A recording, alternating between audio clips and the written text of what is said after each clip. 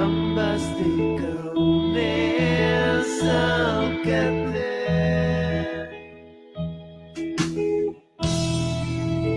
Em vas dir que no érem res, embruixat pels diners que ara cremen el foc.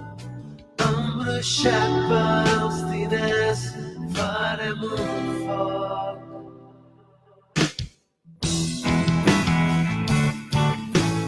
Ets la llum i ets el meu matí. Ets la llum, ets el meu matí. Sento com et vols, jugues amb el meu destí.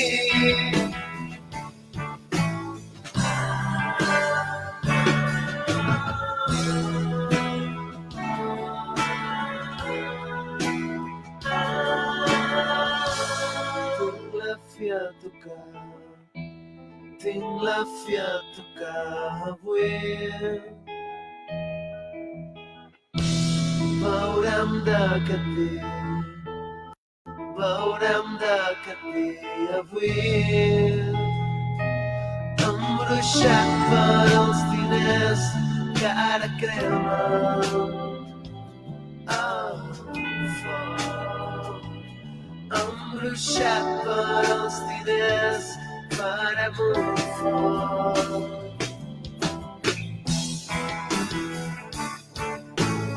Ets la llum i ets el meu matí. I ets la llum, ets el meu matí. Sense com et vols, jugues amb el meu destí.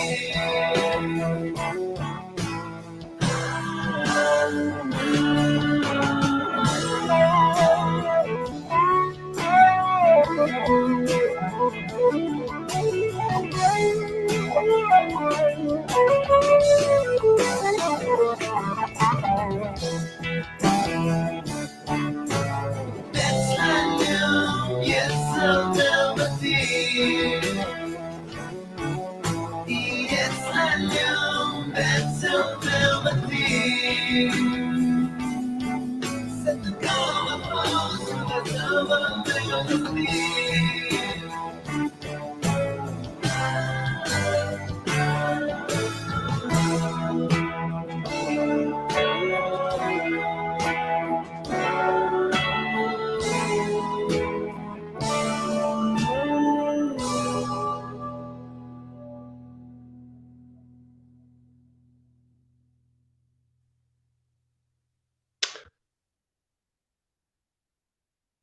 Muy buenas, de nuevo estamos en Desprograma de Radio, es la cuarta emisión y ahora recapitulándolo decíamos, ostras, ya ha pasado un mes, cuatro semanas.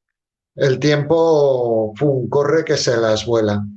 Pero siempre hay una proporcionalidad, creo yo, entre el tiempo y el espacio. Y también desde aquí saludar a todo el espacio que nos estáis escuchando desde Cataluña, desde México y desde todos los lugares que están frecuenciando con nosotros. Y por lo tanto esta globalidad de espacio, ¿no?, que parece que cada vez se empequeñezca más, hace que también que tal vez el tiempo corra más y un mes atrás parece que haya sido un suspiro, una inspiración y una exhalación. Recordar que aparte de las diferentes secciones, siempre la entrada de Wes con una canción suya o las entrevistas que vayan surgiendo a lo largo de los programas, el tema central es un espacio de consulta y por lo tanto este espacio es imposible si no participáis. ¿De qué manera? A través de un documento de audio que os dejaremos en redes un link hacia una dirección de WhatsApp donde podéis registrar en audio aquello que queráis consultar, aquello que os desarmonice de una manera mental, emocional, física, energética, conceptual, aquello que queráis consultar y que yo me atreveré, porque soy muy patillero, yo siempre me tiro al vacío, intentaré interpretar, leer una serie de cosas que demandamos y también aportar aquello que me resuena desde mi conocimiento de yoga. Lo que pedimos es el nombre completo, el lugar de nacimiento, la fecha de nacimiento, si hay algún seudónimo también a aportarlo y evidentemente la causa de la consulta. Y dicho esto, pues para muestra un botón, si puede ser, pasamos directamente a la consulta de esta semana.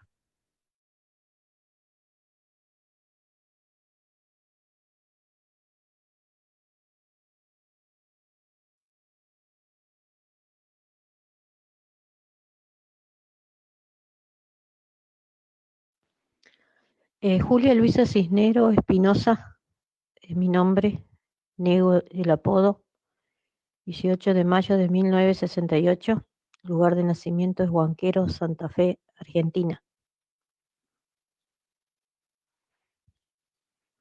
Y mi problema es, la consulta es algo emocional y mucho dolor de cuerpo y en la vesícula.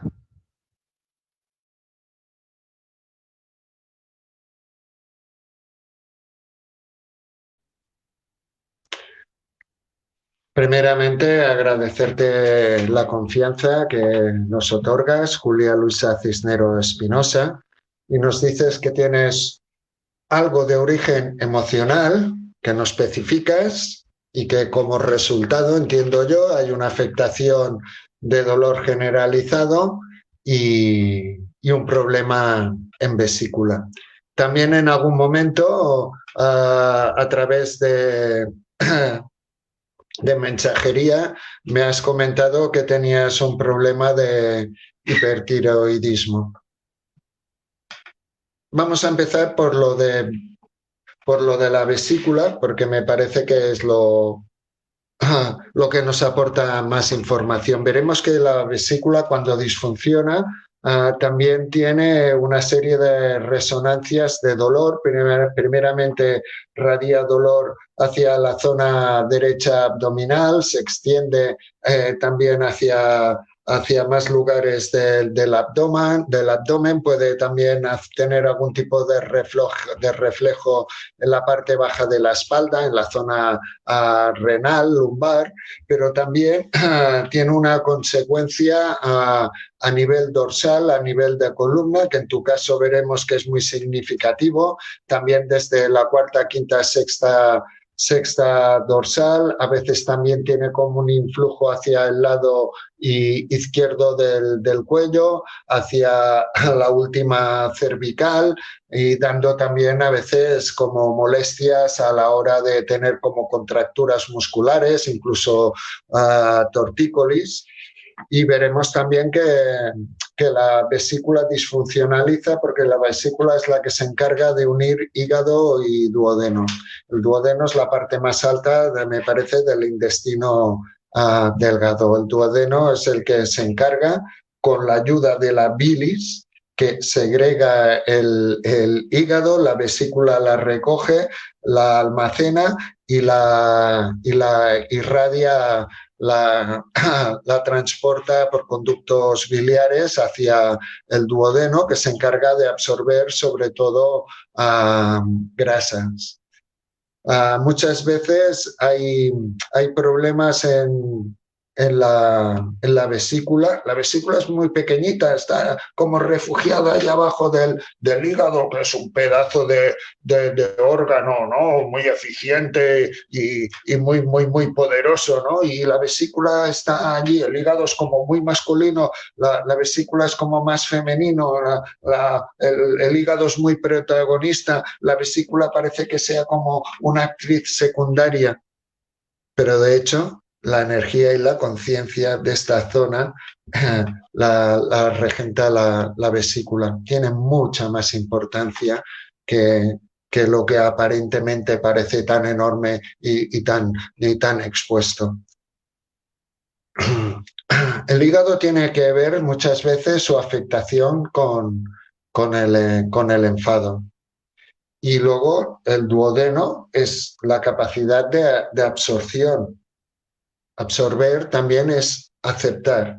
O sea que hay una zona que si está mal regida se enfada, y otra que si tiene mal funcionar no es capaz de aceptar y absorber aquello que ocurre. Y entre medio tenemos la vesícula. Cuando sucede algo que me enfada y que no quiero aceptar, que no quiero absorber, que no quiero integrar, que no acepto en mí, lo que se produce a lo largo del tiempo es como un sostenimiento de rencor, de algo que yo no he procesado bien, tampoco que no he asimilado bien, sea referente al pasado o al presente. Y además tiene un condicionamiento muy rayante, ¿no? Muy mental. Estoy siempre allí, siempre me estoy acordando de aquello que no acepto, y además es que tengo rencor, es que se lo voy a hacer pagar, es que estoy con esta rayadura. Eso muchas veces también tiene que ver con la afectación de tiroides, cuando hay esa hiperactividad, ¿no? Porque la tiroides regula el reflujo entre lo positivo, entre lo negativo, entre lo lleno, entre lo vacío, entre lo gordo, entre lo delgado. Es como si fuese esta situación, este fiel de balanza entre la dualidad que nos toca vivir en este mundo. A veces la vesícula tiene también un sentido relacional. ¿Cómo me relaciono conmigo mismo? ¿Cómo me relaciono con los demás? Y puede ser que haya algo de mí que no haya aceptado, puede ser que no haya aceptado algo de los demás, puede ser que la no aceptación de aquello que me parece que es disfuncional en mí cree incluso factores de rencor hacia mí mismo. Y si fuese de un tipo relacional, ¿haya en algún momento ha habido un abandono o una pérdida significativa? Muchas veces también la disfuncionalidad de la vesícula produce cálculos, que son piedras, que es la materialización de ese desastre, la cristalización de ese rencor, ¿no? Y muchas veces los cálculos tienen a ver con agresividad, con descontento, y a veces con celos, con envidias. Y además se le llaman cálculos, ¿no?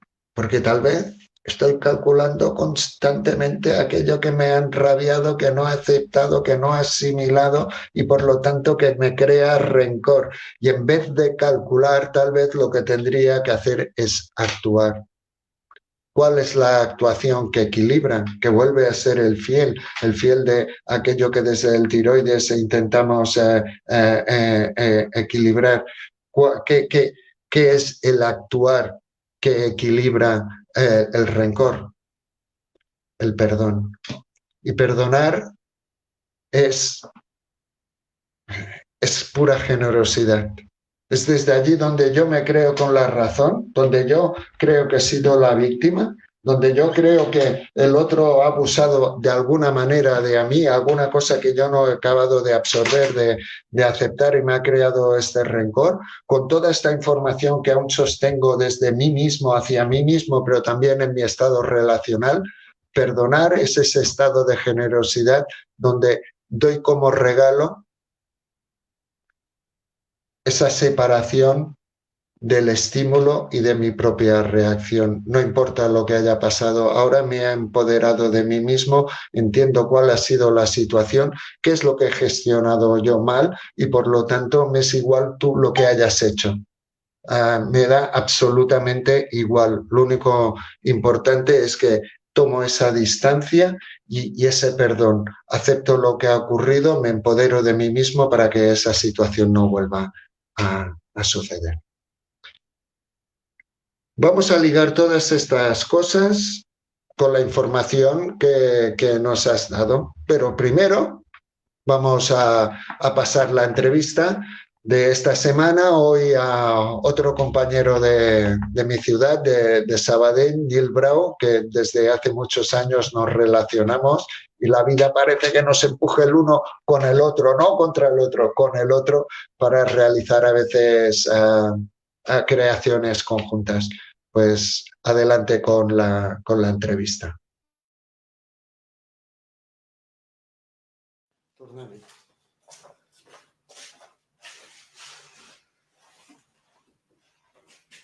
Hola, pues de nuevo estamos en esta sección que llamo entre visiones, un espacio de diálogo más que de entrevista, donde a través pues de nuestras propias visiones somos capaces de urdir finalmente un pensamiento acorde en el momento que estamos viviendo y que sería imposible sin vosotros.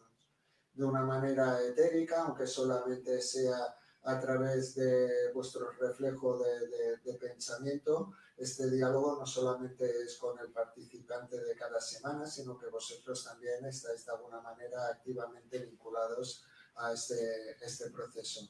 Estamos creando una burbuja de realidad aparte y por lo tanto dentro de esta burbuja también vosotros participáis en el diálogo. Bienvenidos y bienvenido Gil Brau, un amigo también de Sabadell. Ya iréis viendo que en Sabadell tenemos un largo número de personajes y muchos de ellos vinculados con la conciencia, la evolución y la humanidad y las humanidades.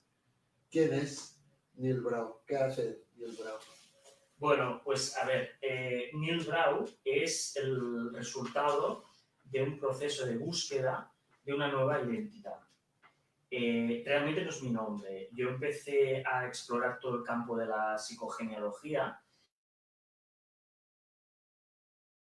Mi nombre real es Paul y mi madre es pintora artista, ¿no? Entonces hubo un momento en que yo tenía como impulso en ser artista, en ser pintor, hasta que me di cuenta, explorando todo el campo de la psicogenealogía, que había, en mi nombre había una transferencia de un impulso que no era propio mío, sino que venía de mi madre. Entonces, si os fijáis, en el mundo del arte está lleno de Pauls, por Klee, por Cézanne, Pablo Picasso, tenía un mandato de ser yo el artista o el pintor que mi madre no pudo desarrollar. A partir de esa toma de conciencia empiezo una etapa, unos años, buscando una nueva identidad hasta, a través de un proceso de análisis y de toma de conciencia, pues tomo la decisión de cambiar el nombre y el apellido, ¿no? Y entonces de ahí nace Gil Brau. Entonces, ahora, definiéndome ahora como Gil Brau, el Gil Brau es un proyecto de futuro, es un ser enfocado en la exploración de las dimensiones ocultas de la realidad y en desarrollar nuevas propuestas para potenciar al ser humano a un nivel integral y en todos sus niveles. Básicamente, eso sería. No se ve los programas de Desprograma la Radio, porque nosotros también de alguna manera intentamos a través de las consultas. Ahora he descubierto que esto que hacemos se llama psicogenealogía. Y de hecho también nosotros interpretamos el nombre de pila, los apellidos, que nos cuentan siempre una narración que luego se acaba ajustando a esa dolencia, a esa inarmonía que es la base de la consulta. Pero también nuestros procesos, aunque sean convulsos, finalmente acaban encajando y nos dan como perspectivas que si no hubiésemos pasado por ellos, evidentemente, ahora no tendríamos. Y en tu caso, aparte de tu obra plástica, de tu obra pictórica, también tienes un pozo de musicalidad. También has estudiado música y todo esto supongo que también te ayuda a realzar ciertos aspectos de las personas. Sí, como decía, tenía un impulso, en tanto mi nombre estaba relacionado con el mundo del arte, tenía un impulso, ¿no?, a ser pintor, a pintar. De hecho, has visto alguno de mis cuadros, pero yo notaba que ese impulso no era propiamente mío. Tenía ese impulso, pero no, a diferencia de otros colegas que son pintores, que veo que se levantan cada mañana pensando en sus obras de arte, en pintar. Yo siempre mi tendencia era más bien la lectura, la reflexión, y entonces viví durante una época como en esa dicotomía, en ese conflicto, hasta que tomé esa decisión de cambio de nombre, ¿no?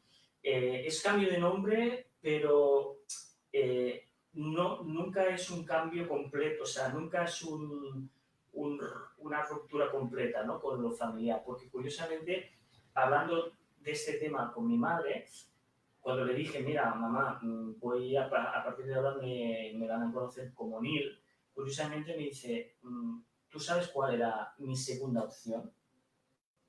Y dije, no, pues ¿cuál? Yo te quería llamar Neil. Entonces, curiosamente, ahí se manifestó como una vía libre, ¿no? Mi madre tenía dos opciones, Paul o Neil. Eligió el Paul, que a un nivel pues estaba transfiriendo a su hijo ese mandato no realizado de ella como artista. Entonces, en el momento que yo tomo la decisión de empezar a nombrarme como Neil, yo utilizo Neil Brau como mi marca personal, pues hay una serie de aspectos de la realidad que se me desbloquean. Curiosamente, durante mucho tiempo había leído mucho, escrito mucho, pero no había escrito un libro. Curiosamente, en el momento que asumo esa nueva identidad, bueno, tú lo has visto, el libro que estoy escribiendo de 400 páginas, pues automáticamente cada día empiezo a escribir, las cosas están fluyendo, y entonces me gusta presentar Neil Brau ahora como un proyecto de futuro, ¿no? Un proyecto hacia, más bien como escritor, escritor especializado en desarrollo personal, que no tanto como pintor. Pero vuelvo a decir, a remarcar, es muy importante analizar nombres y apellidos de nosotros mismos o de nuestro árbol, de nuestra familia, para detectar puntos de transformación, ¿vale? Entonces también importante ver cómo manejamos todo este tema, porque también, aquí no lo he comentado, Neil, hay esa aceptación, ¿no?, por parte de mi madre de forma inconsciente, porque ella me dice, hijo, Neil era mi otra opción, y Brau es un apellido que se remonta a una quinta generación anterior a mí, con lo cual hay un Brau en mi familia, pero sería como mi tatarabuelo, ¿vale? Entonces, Neil Brau, de alguna forma, sin salir del sistema familiar, ¿vale?, transforma hacia una nueva dirección que al final ha sido algo muy productivo para mí, o sea, ha sido algo muy positivo para mí. Productivo, liberador, a todos los niveles, sí. Entonces, curiosamente, en los ámbitos del ocultismo, de la magia o del desarrollo personal en general, cuando hay un renacimiento, hay también un cambio de nombre, ¿no? Hay una nueva... sobre todo ahora estoy pensando en la India, ¿no? Los gurús de la India te ponen un nombre, ¿no? Te ponen Swami, no sé qué, no sé cuánto, ¿no? Es como en cualquier tipo de iniciación. Pero yo creo que la iniciación más importante es aquella que tú te haces a ti mismo, porque ahí es cuando tú reconoces tu esencia, tu ser, y eliges con tu libertad, eliges la nueva identidad, ¿no? Y la identidad es algo que no está fijo, o sea, yo siempre lo digo, identidad viene de identificarte, te estás identificando, entonces ser consciente en qué te estás identificando es muy importante para luego poder surcar los mares de la existencia, ¿no? Y para que las cosas vayan a tu favor, en tu contra. Normalmente cuando las cosas van en tu contra es porque hay algún elemento del árbol familiar o del nombre que no te prohíben ser quien eres, en el fondo. Bueno, podría hablar más de este tema, pero si tienes... Bueno, sí, porque es muy interesante y vemos cómo, pero que también hay como la libertad álmica, al menos desde todo el sistema experimental yógico, donde un alma viene a forjarse y a permitir hacer su misión álmica a través de un árbol genealógico, haya permanecido de alguna manera íntimamente ligado a él a través de los tiempos, a través de diferentes encarnaciones o no. Por tanto, ya no tan solo es la responsabilidad propia y del árbol genealógico, sino allí donde se entrelazan y se monta el bosque social, también es nuestra participación, es aquello que nosotros añadimos a todo conjunto social. Y ya que estamos hablando de tejidos ya más grandes, más de humanidad, también más allá de lo que es en ti personal como artista, como músico, que fue debido a también desde esta nueva proyección de Brown, te dedicas a como ecosistemas mayores, influenciando también a las identidades personales y singulares de aquellos que se te acercan. Ese futuro que yo sé que es presente, porque aquello que él ve como lo que acabará mostrando en su devenir diario ya lo está mostrando. Cuéntanos acerca de las técnicas que utilizas. Bueno, básicamente estoy interesado en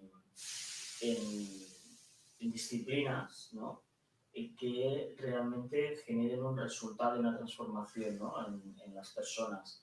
Entonces, me enfoco en dos dimensiones, en la parte interna, y llamo a esas disciplinas como psicotecnologías, y por el otro lado, en el ámbito externo, también otro tipo de disciplinas que para mí serían, es el gran boom del siglo actual junto a la computación, que es la neurociencia. Pero la neurociencia no aplicada al desarrollo personal. Yo creo que cualquier disciplina tiene un potencial de transformación y que las diferentes disciplinas se pueden comunicar unas con otras y aprender unas con otras. El problema es cuando una disciplina se cierra en sí misma y te dice que, bueno, que la verdad o su visión, su modelo es el modelo único, ¿no? Y eso es un error. Yo pienso que estamos en un momento de abundancia, de prosperidad, y en el que podemos utilizar diferentes herramientas y disciplinas para generar también nuevas propiedades emergentes y nuevas formas de entender la realidad. Con lo cual, por ejemplo, hoy en día el misticismo, la física cuántica, antes religión, misticismo y física estaban separadas, ¿no? Pero cada vez más se va haciendo un acercamiento, porque la última teoría de la física es la teoría de las cuerdas, nos habla de 12 dimensiones de la realidad, con lo cual digamos, la física empieza a tener matices místicos y el misticismo empieza a tener también matices de las ciencias, ¿no? Entonces, un poco mi línea de trabajo sería ese. Por un lado, todo lo relacionado con modelos psicológicos, pero que emulan o que se inspiran en la tecnología exterior, y por el otro lado todo el tema tecnológico o tecnologías externas como las neurociencias que se inspiran en todo el tema más interno. Entonces, ¿qué más decir? Bueno, yo aprovecharía para animarte a que vuelvas a abrir todas tus redes sociales, tus páginas web, porque allí hay un trabajo súper bien hecho, súper bien estructurado, que claro, como él es tan preciso con lo suyo, porque también quiere ser útil y valioso para los demás, siempre está autoevaluándose. Y espero que finalmente se dé el aprobado, el excelente, la matrícula de honor, el cum laude, que merece todo su trabajo y pueda ser mostrado, que supongo que será en breve.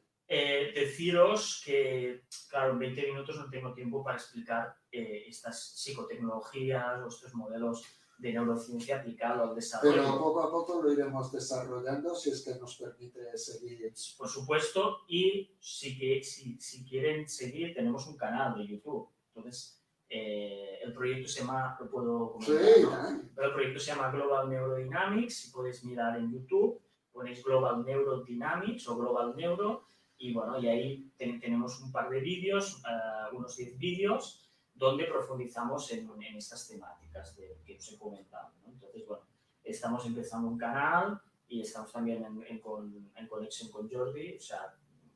Sí, colaboramos en varios aspectos y supongo que no será la última vez que tendremos la oportunidad y la inmensa suerte de podernos encontrar en este espacio. También deciros que dejaremos los enlaces a sus redes, en todos también nuestros canales y medios, y nada más, emplazarte de nuevo cuando tú quieras, cuando surja la ocasión. Yo siempre encantado. Cuando tengas terminado el libro, cuando libro, lo sí. Quieras presentar. Vale, sí, ¿lo he comentado lo del libro? Sí, ¿no? Bueno, no. El hecho es que estoy terminando el libro y en septiembre, octubre... ¿Va sobre resiliencia? Sí, el libro es, como os he comentado, me gusta explorar las dimensiones ocultas y el primer libro se basa en la resiliencia, ¿no? Que es la capacidad de las personas de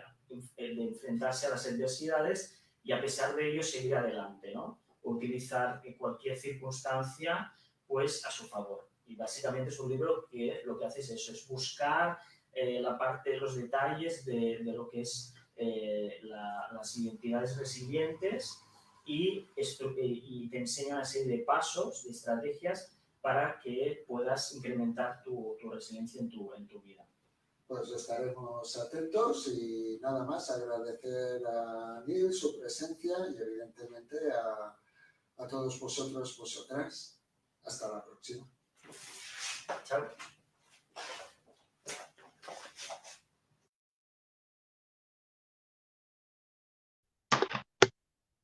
Bien, pues ya hemos conocido a Neil Brown y os puedo asegurar que es una persona muy inteligente, muy concentrada, muy focalizada, que su atención va más allá de los velos aparentes y desde su concepción también muy científica acaba explicando en términos tonales aquello que siempre ha sido revelado desde la parte más nahual, más espiritual. Estamos en el siglo XXI y Neil es uno de sus exponentes. Es capaz de explicar tonalmente, científicamente, aquellos procesos que nos ayudan también a desenmarañar nuestros propios desastres. Muchas gracias, Neil. Y vamos a seguir con la consulta de hoy, la consulta de Julia Luisa Cisneros Espinosa. Cuando me mandáis un audio, a medida que lo voy recibiendo y me va resonando, voy haciendo preguntas que tal vez no salen en el audio de presentación, pero es información válida y precisa que luego yo también utilizo para acabar urdiendo la historia que nos están contando. Julia Luisa nos dice que es la primera hembra de 10 hermanos, que anteriormente a ella nacieron 3 varones. Y yo supongo que los padres, después de un hijo, 2 hijos, 3 hijos, pensaban, bueno, ¿y la niña cuándo vendrá? Aparece Julia Luisa. Y la llaman Julia Luisa porque siendo la primera mujer de esta nueva generación, van a buscar a sus ancestros maternales, al matriarcado, a través de los nombres de sus 2 abuelas, la paterna, Julia, la materna, Luisa. Pero estas 2 mujeres, estas 2 abuelas, tienen nombres masculinos feminizados, Julia de Julio, Luisa de Luis. Cuando se entrelazan dos familias, se están cruzando la información de estos dos árboles genealógicos. Y en este caso, en ella es el reflejo del cruce de dos generaciones anteriores, de las abuelas, de la abuela masculina, de la abuela femenina, de la abuela paterna, de la abuela materna. Julia. Julia es ya en sí mismo Julio en el sentido de que es el mes solar. Se le llama Julio porque Julio César, dirigente romano, intentaba encontrar la solución precisa al calendario solar y utilizó la configuración de 12 meses solares y la aplicación del año bisiesto, esa suma de un día más cada 4 años. Y por lo tanto ya es fuego en sí mismo. Es, por lo tanto, abundante y también tiene como una referencia a sedoso, a suave. O sea, que hay algo que es como muy penetrante, ¿no? Muy irradiante, pero al mismo tiempo sofisticadamente amable. Es un nombre que está consagrado a Júpiter. Y dentro del panteón divino romano, Júpiter es el dios de los dioses. Y su atributo, viniendo de Zeus, de divinidad, es el rayo. El rayo vuelve a ser fuego, vuelve a ser luz. Pero además está también consagrado a atributos y a elementos animales de poder como el águila o a asentamientos arbóreos como el roble, águila y roble. Al menos aquí en Cataluña el águila en sí mismo es un animal de poder y el roble es ese árbol asentado, fuerte y también masculino, como la línea paterna de Julia. Luisa, su nombre rememora a algo que conlleva gloria, pero gloria desde la confrontación, desde la batalla, desde la guerra, pero también tiene a ver con aquello que es afamado, con aquello que es ruidoso y por lo tanto aquello que se presenta desde la esencia del vigor, de la fuerza, de la energía, del éxito. Y encontramos pues también este elemento, el rayo, que en sí mismo parece que sea mucho más insonoro, mucho más sordo a oídos, que no el ruido que conlleva el propio nombre de Luis, Luisa, que podría tener en consonancia con el rayo esa precipitación del trueno, allí donde las nubes, la energía, los iones chocan y finalmente se deshacen en ese halo de luz, en ese halo de fuego que es el rayo. Muchas veces cuando entrelazamos dos líneas familiares surgen conflictos. Y conflictos entre Julia y Luisa. Tal vez entre el hígado y la vesícula, porque como hemos dicho, el hígado es el primer actor, ¿no? Es eso tan grande que es capaz de generar toda la bilis, mientras que la vesícula, Luisa, es aquello que lo acoge. Pero realmente quien tiene propósito, quien tiene intento, el que pone la energía de la dirección es Luisa. Y muchas veces estos segundos actores, aquello que queda velado, aquello que no se lleva el aplauso social, es el que acaba llenando todos los huecos de aquello que, mostrándose y dando la cara, es capaz de llegar a todo porque se está exponiendo y es atendido, y ella también atiende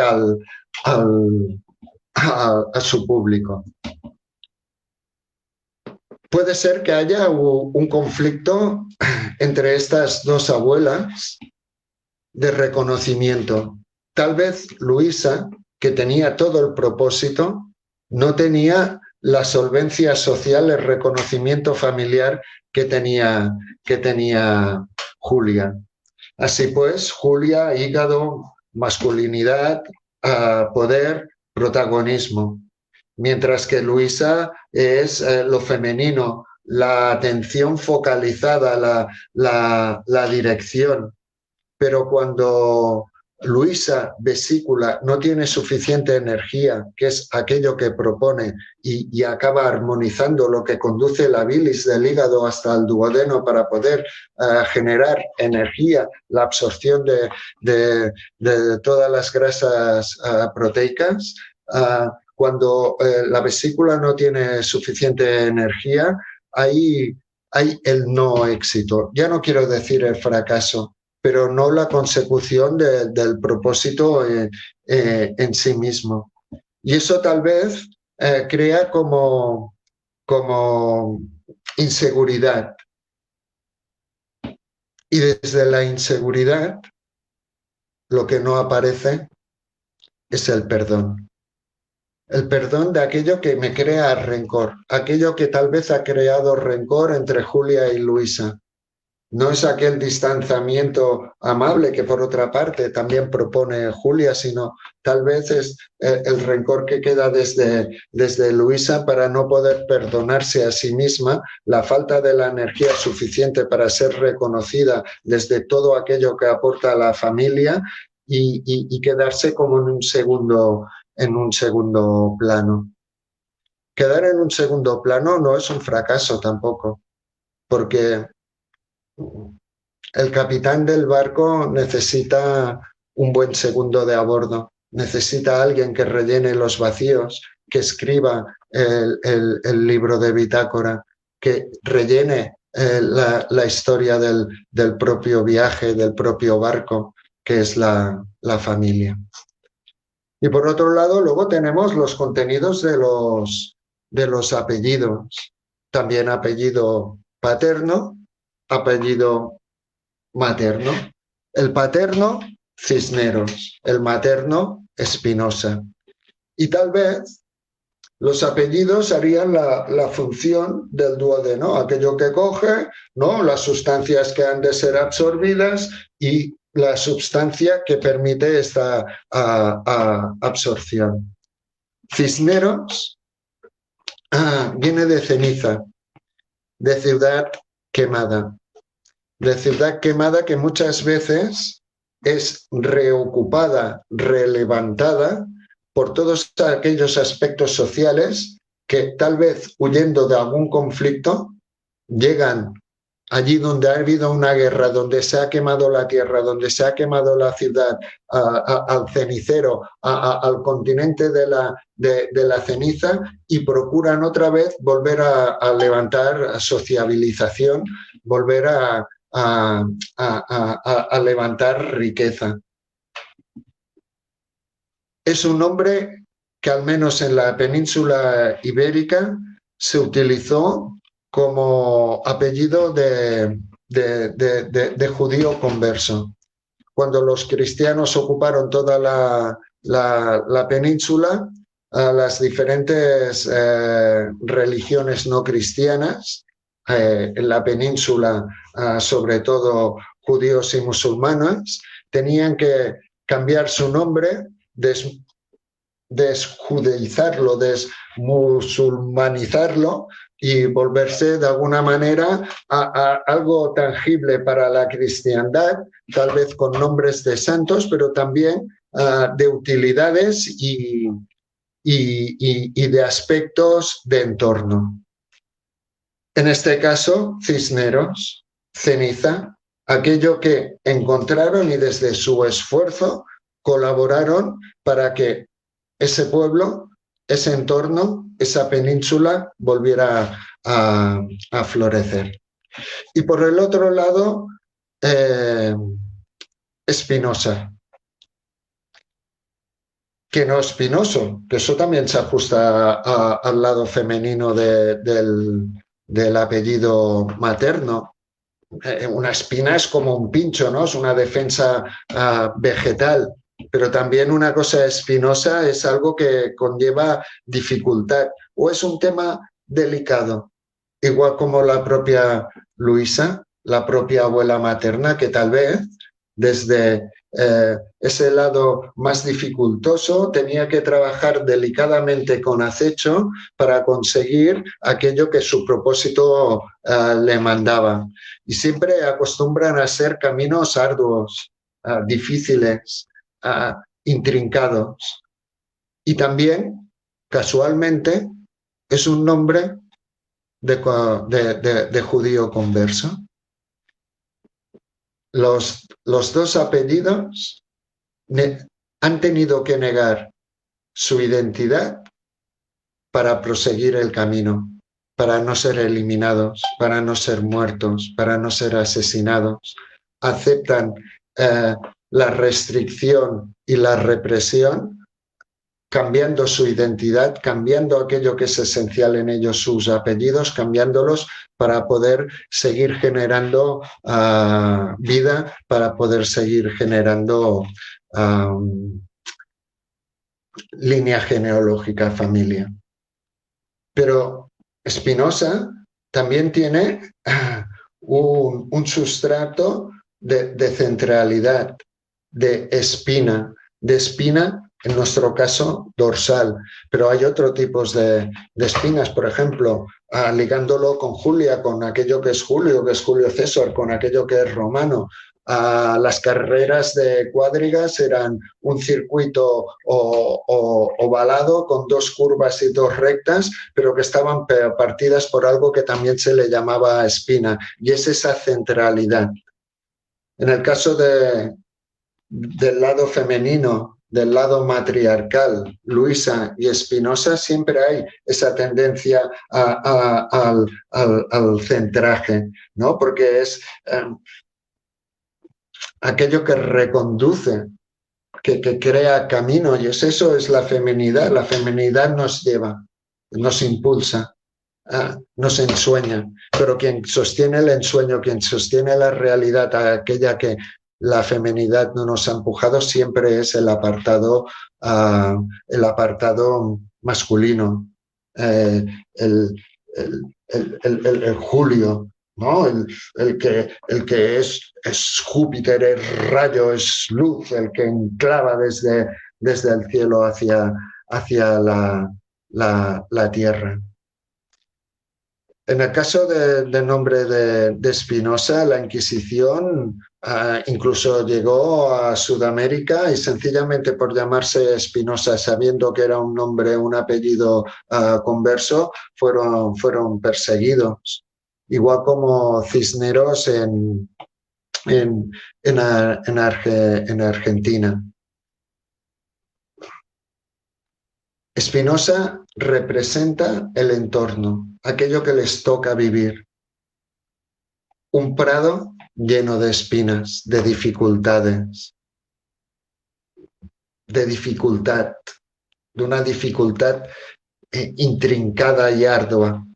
Y tal vez eso es lo que genera finalmente esa rabia, ese rencor que necesita de algún proceso mental y emocional para conseguir encontrar ese alejamiento generoso, esa aceptación, ese perdón, y tal vez así pudiese ser que vesícula se sanara, que todo ese dolor radiante en la zona abdominal anterior y posterior baja de la espalda, en la propia columna, allí donde las dorsales cuarta, quinta, sexta, incluso séptima resuenan, aquello que también desde la séptima cervical, que está ligada también con Vishuddha, con el chakra laringio, desde donde nosotros escuchamos nuestra propia voz.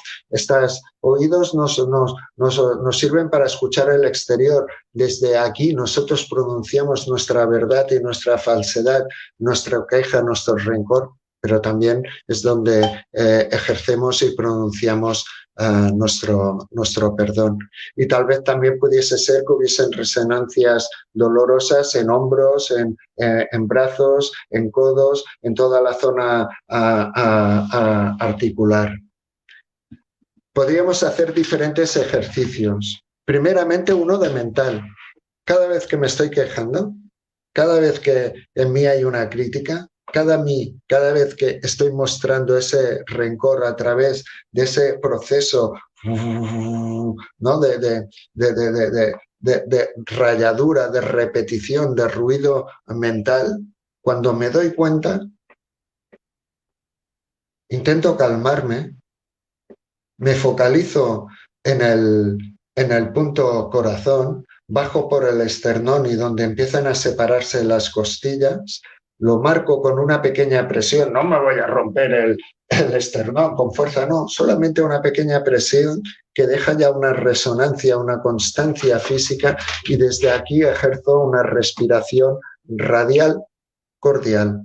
Es como si tuviese la fosa nasal en el punto corazón y desde todo el ámbito, desde todo Cisneros, desde toda la ceniza de la urbe quemada, desde ese campo de espinos, pudiese inspirar, llenar también radialmente todos mis pulmones y otra vez exhalando desde el punto corazón, desde donde termina el esternón, donde empiezan a separarse las costillas, radiar hacia ese campo. Inspiro radialmente hacia adentro, lleno los pulmones y exhalo. Y no hace falta que lo hagan muchas veces. Si quiero, sí, pero solamente que lo haga 1, 2, 3 veces será suficiente para detener mi queja absurda, mi rencor ineficaz y desequilibrante. A nivel físico podríamos trabajar toda la columna, ya que Spinoza tiene que ver con la espina dorsal. Y también lo podría hacer desde la respiración abdominal. Cuando yo respiro abdominalmente, primero tengo que relajar el abdomen, dejar que el diafragma baje, crear esta sensación de plenitud abdominal, y noto que radialmente la zona abdominal, la zona costal de la cintura, la zona baja de la espalda, renal, lumbar, se ensanchan con la inspiración y se contraen con la exhalación.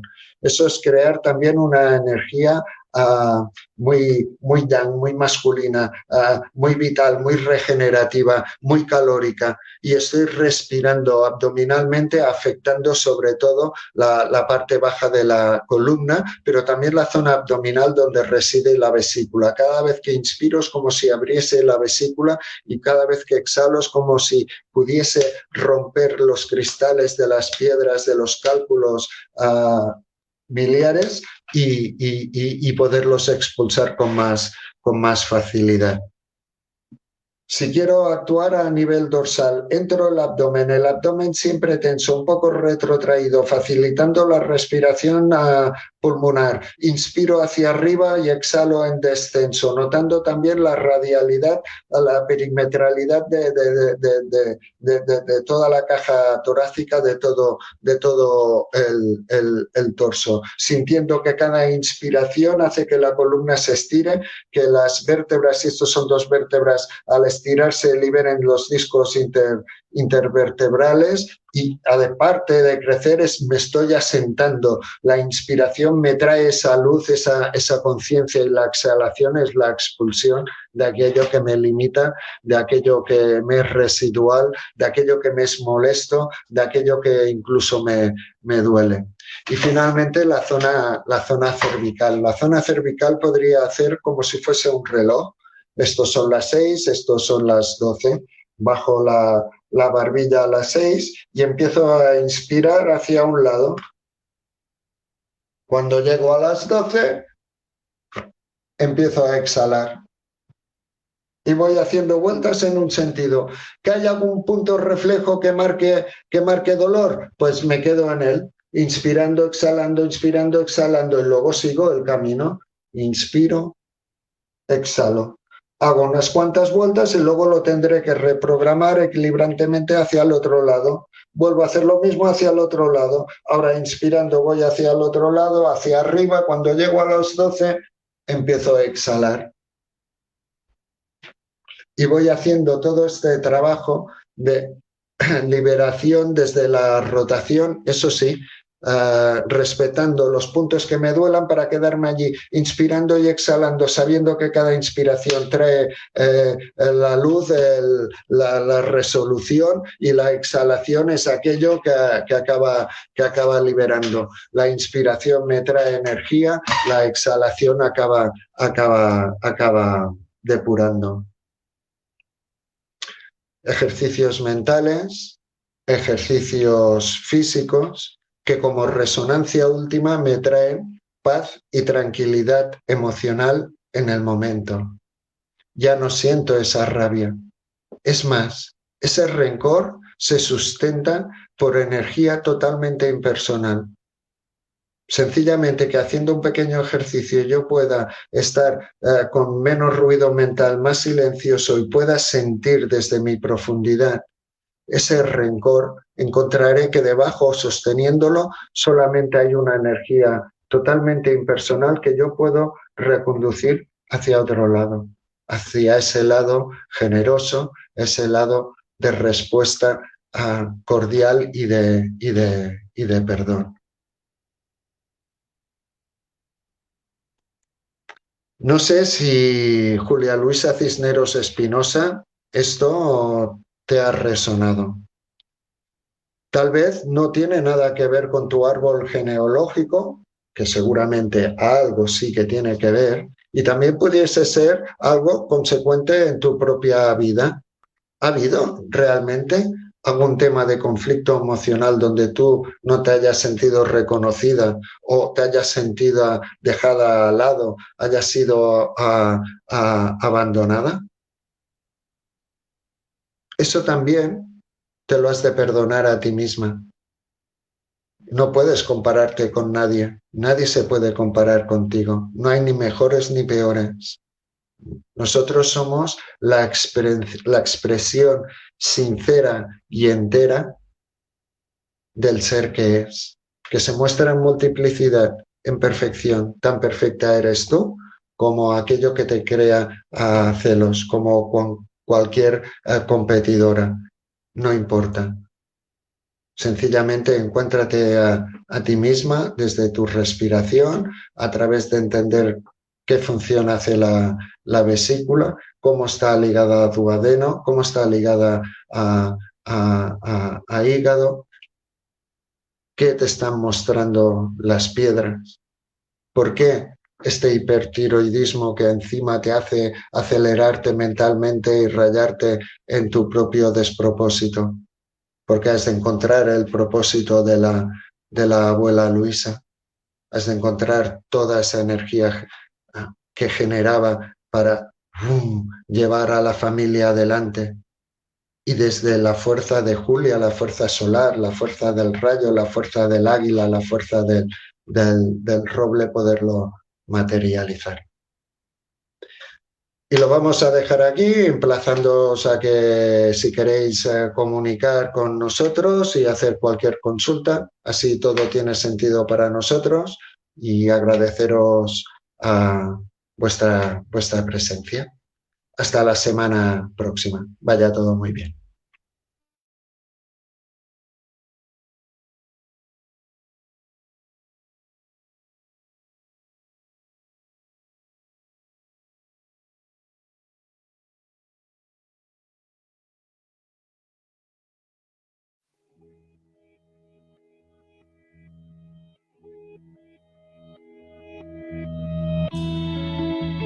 Ambastica.